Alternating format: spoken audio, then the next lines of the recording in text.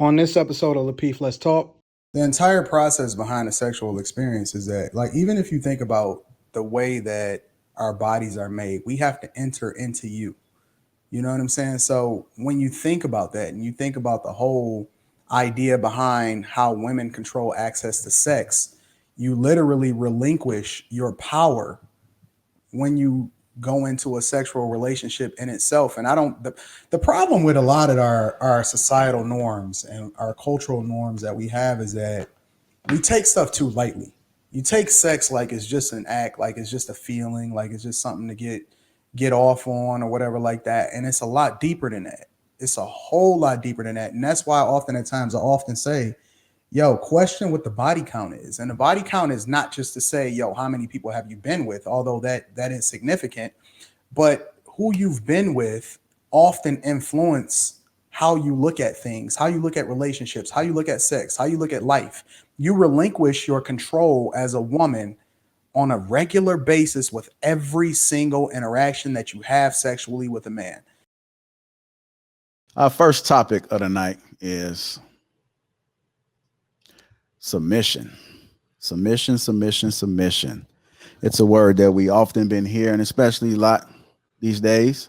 Women don't seem to care about it too much, and the guys are requiring it. So we're going to talk about a submission.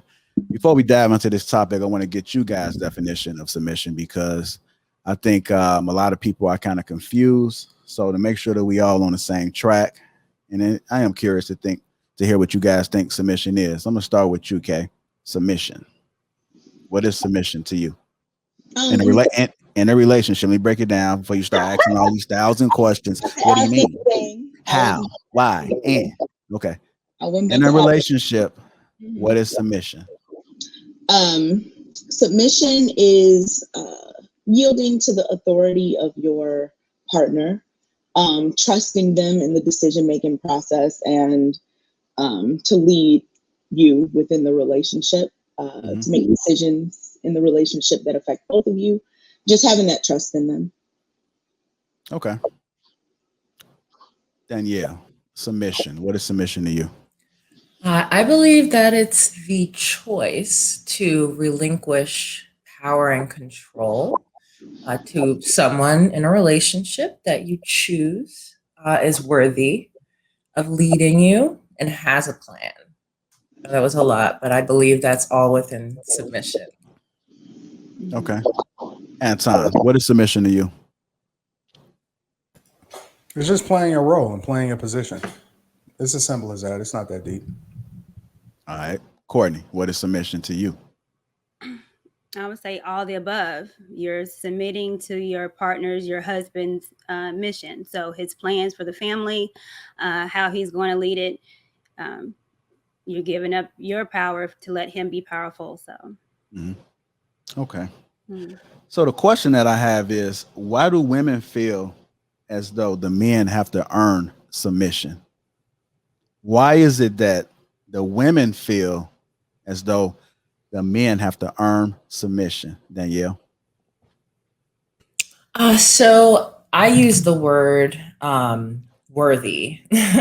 And I think that might speak to what you're talking about with earning it.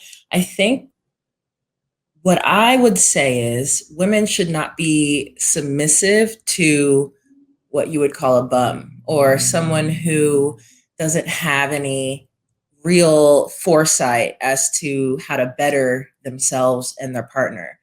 And I think that if women do that, then they will kind of become jaded to wanting to relinquish that control and judge all men after that, not want to do that. So I think it's important that women at least have a good picker or at least enlist the counsel of their men in their family to determine that worth value. Because if you're not doing that, then you're going to be taken advantage of. So. Okay. Okay. Same question. Why do women feel the men have to earn submission? I agree with what Danielle said. There definitely needs to be that level of trust and that worthiness that the man shows, so that because you're giving up some of your power. So in order to be able to trust someone with that, they have to show and prove that they are, equipped to handle that level of responsibility. Because if you have a woman that's submitting to you, that's a big responsibility for you as the man. It's not just something you say and something the woman does. That's also a role that the man has to play in that dynamic. So you absolutely have to have that trust and make sure that the person is worthy. Okay. Mhm. Courtney, yeah. Mhm. Turn the mic on. Coming to you. Why is it that women feel that men have to earn submission? Well, like I said, I'll go biblically with it. The Bible speaks that the wife submits to her husband, not boyfriend, not, we dating, we hanging out. So it shouldn't be any kind of issue with submitting to your husband, because you trust him enough to marry you, and he trusted you enough to determine that he will marry you. So it should be no problem with submitting to a man, because the submission is to your husband. Okay. Anton, your opinion. Why is it that women feel that men have to earn submission? I think the reason why women feel like a man has to earn submission is because you have a lot of women that are subjecting themselves to relationships instead of subjecting themselves to marriage. And it's a difference. And it's the reason why I often say that there's a difference between being in a relationship and being married. I separate the two by saying either you single or you married, because there's nothing that's stopping you from walking away from the situation if you deem, or if the other person deems that that's not the thing that they want to be in. Whereas if you're in a marriage, you literally have taken vows before witnesses, before God signed a contract, all of that other type of stuff. You've even given up your last name. So when it comes to being married, there's a completely different set of rules, and submission is something that you have to, if you subject yourself to the form of what a traditional marriage is, it comes along with it. Ain't no 50-50, ain't no partnership, ain't none of that. Like I say it all the time. My relationship is a benevolent dictatorship. This is not a democracy. So although I may take your insight and advice into consideration, and I want to hear what you got to say, and I value you as far as what it is that you are unique at, and your ability to be able to do certain things, ultimately is my decision what goes on in the relationship. So again, bringing it back to the base of the question, one of the reasons why women have a problem with it is often at times they find themselves in situations where they think they compare themselves. They think that they can compare themselves to women that's married, and you can't. It's not the same thing. And so either you're married or you're not. And if you're in a relationship, of course you're going to be in a situation where you're starting to question whether or not you should submit. And then you should really do a deep dive about yourself and figure out, why am I with a person that I can't submit to? That's the real question. Why would you even entertain something or a situation where you would be talking to somebody that you wouldn't have 100% utmost confidence in their ability to lead you and your family? So stop just being in a relationship and thinking that you can attach the same parameters and labels as though you married. You're not. You single. Danielle, does a woman enter submission after giving up the goods? Oh, I think that I think it's possible to do it beforehand, but I think that it's not likely. I'll just say that. I would say that most of the time when a woman creates that soul tie, she's going to have some longing to be led from that moment on. She's been vulnerable. She's open, to him now. So I think that's a good time. I never thought of it that way. I thought of it more so within marriage, but I think it would be smart for women to be selective with who the men that they're sleeping with, and have them be men that they would see as marriageable. So Courtney, same question. Does a woman enter submission to a man after giving up the goods? No, I don't think so. I think she can be connected emotionally, but as far as with submission, that's a whole act. And it's strength when a woman submits, because she's literally giving up herself for her authority over herself to that man. So just because they have sex doesn't mean that she's automatically going to be submissive to that man. Okay. Okay. We're talking hear me? about, yeah, I can hear you good. Okay. Does a woman enter submission after giving up the goods?